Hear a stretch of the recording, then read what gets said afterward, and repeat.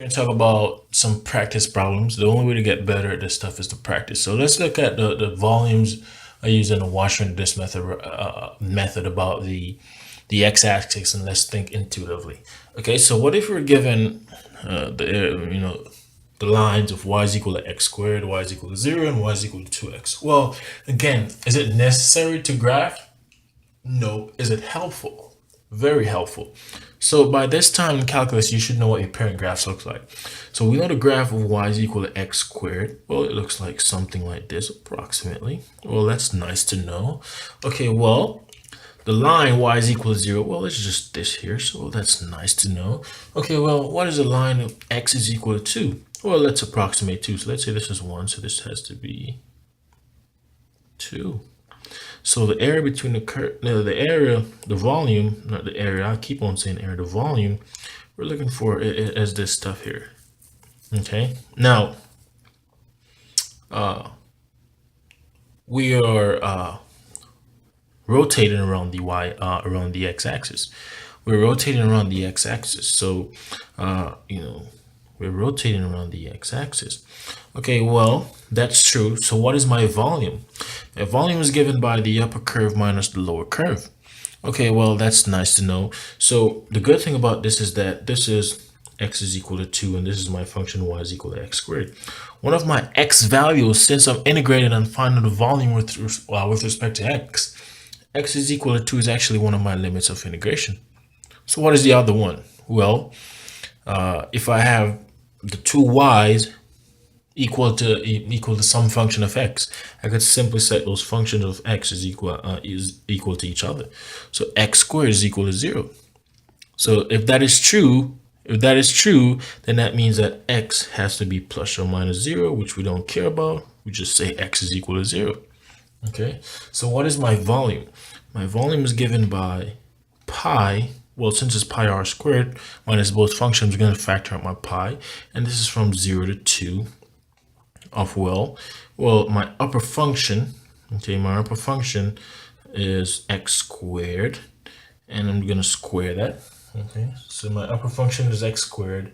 I'm going to square that, and my lower function is 0, right? Y is equal to 0. So 0 squared.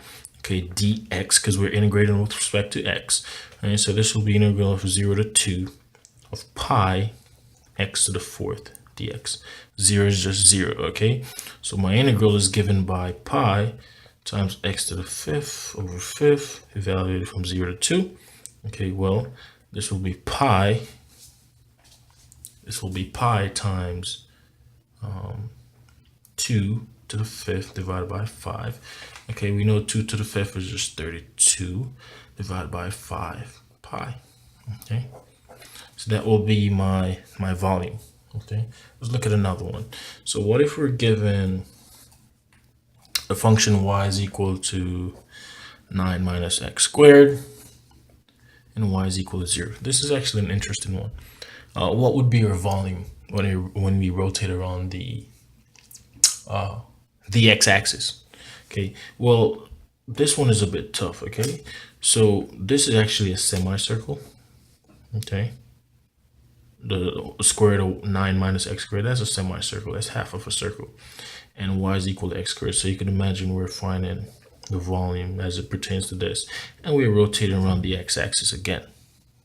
Okay, so now from the x-axis to my radius to the function will be my radius, so this is my r.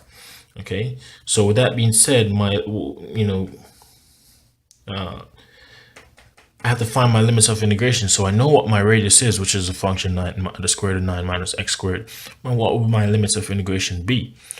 Well, if I have the two functions in terms of the x values, y is equal to some number, okay, of x. In this case, this is 0.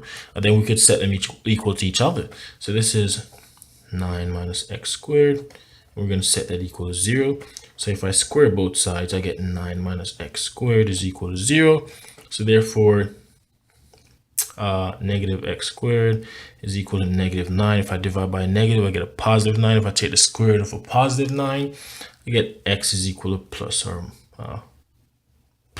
minus 3.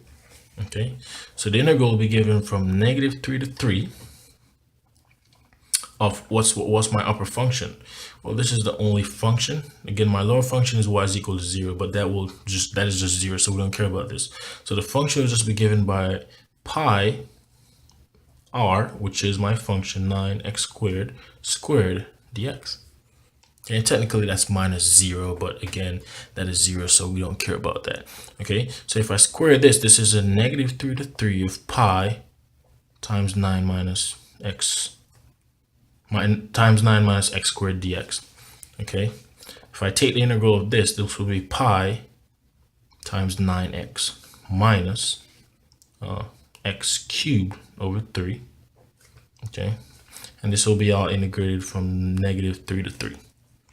Okay, so this time it just becomes plug and chug. So this is pi times 9 times 3 minus 3 cubed divided by 3. And that is minus, and this pi is being multiplied by everything. And then it is minus, let's plug in -3. So this is minus 9 times -3 minus -3 cubed over 3. And let's simplify. We know this is pi times 9 times 3 is 27. -3 squared divided by 3, that will just give me -9. Okay, and that is minus, well, this is minus 27. A negative, that will give me a positive, so this is plus 9. Okay, and all I'm doing is just simplifying my head. Okay, so with that being said, my pi is still being multiplied by everything. So negative 27 minus 9, that's pi times 18, all right, minus, well, negative 27 plus 9, that's a negative 18, okay, well, pi times negative 18, well, that's a plus, that becomes a plus, so that is 36 pi. Okay, so the answer is 36 pi.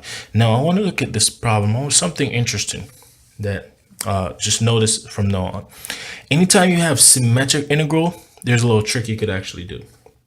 Okay, to not have to deal with excess calculations. So this is anytime you have symmetric integral. So notice it's symmetric from -3 to 3.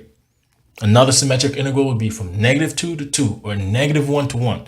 So anytime you have the integral in such fashion, what you could actually do is that I could take the integration from 0 to 3 and keep it positive, multiply that by 2, and my function is still pi r squared, which is the square root of 9 minus x squared dx. Okay, so notice what I did there. I only took the positive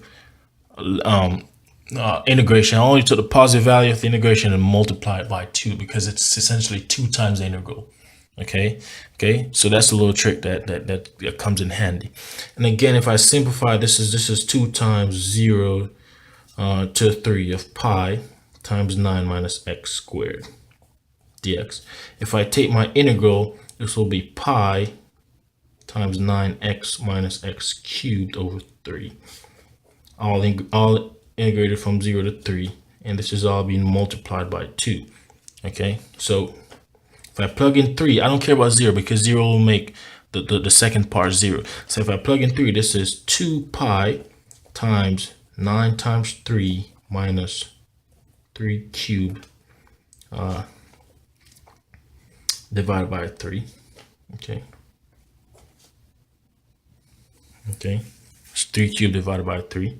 Okay, if we simplify, this is 2 pi times 9 times 3 is 27. -3 squared divided by 3, that's just minus 9. So that will be 2 pi times 27 minus 9 is 18.